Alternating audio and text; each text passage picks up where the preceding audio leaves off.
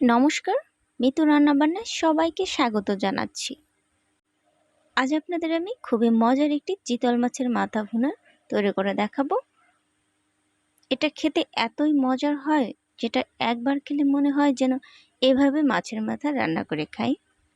রেসিপিটা যদি আপনাদের ভালো লেগে থাকে তাহলে আমার চ্যানেলটিতে একটা লাইক ও কমেন্ট করবেন, আর সাবস্ক্রাইব করা না থাকলে সাবস্ক্রাইব করার অনুরোধ রইল।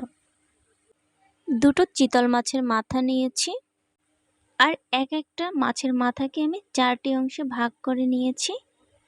আর এখন দিয়ে দিচ্ছি স্বাদ মতো লবণ, আর দিয়ে দিচ্ছি হলুদ গুঁড়া। এগুলোকে ভালো মতন মেখে নিব।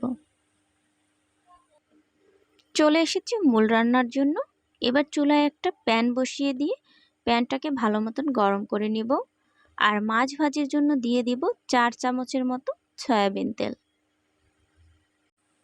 তেলটা ভালো মতন গরম হয়ে এলে দিয়ে দিচ্ছি মাছের মাথা।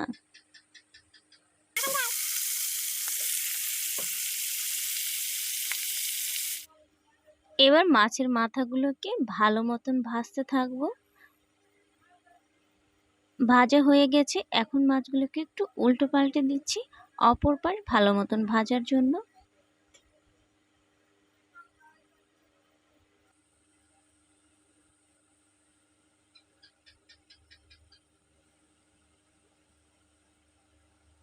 সবগুলো মাছের মাথায় উলট পালট করে দেওয়া হয়েছে, ভেজে নেওয়া হয়েছে। এ পর্যায়ে আমি মাছের মাথাগুলোকে তুলে রাখছি।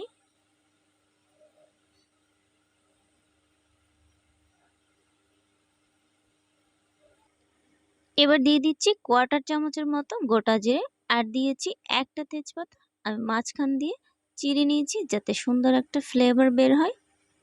আর এখন দিয়েছি একটা শুকনো মরিচ। অপেক্ষা করতে থাকবো সুন্দর একটা গন্ধ না আসা পর্যন্ত। আর এখন দিয়ে দিব উঁচু উঁচু 3 চামচের মতো পেঁয়াজ বাটা, 1 চামচ রসুন বাটা, 2 চামচ মরিচ বাটা। মশলাগুলোকে এবার ভালো মতন মিশিয়ে নিচ্ছি। এবার ঢাকনা দিয়ে ঢেকে মশলাগুলোকে ভালোভাবে কষিয়ে নিব। আর এখন দিয়ে দিচ্ছি মশলার বাটি ধোয়া জল। যখন এরকম জলটা শুকিয়ে যাবে তখন স্বাদ বাড়ানোর জন্য দিয়ে দিচ্ছি 1 চামচ সরিষার তেল। কষানো হয়েছে, এখন দিয়ে দিচ্ছি কুসুম গরম জল। এবার ঝোলটাকে ভালো মতন ফুটানোর জন্য ঢাকনা দিয়ে ঢেকে 5 থেকে 7 মিনিটের জন্য মিডিয়াম আঁচে রান্না করব। মাছের মাথা সিদ্ধ হতে বেশি সময় লাগে, তাই আমি এ পর্যায়ে মাছের মাথাগুলোকে দিয়ে দেব।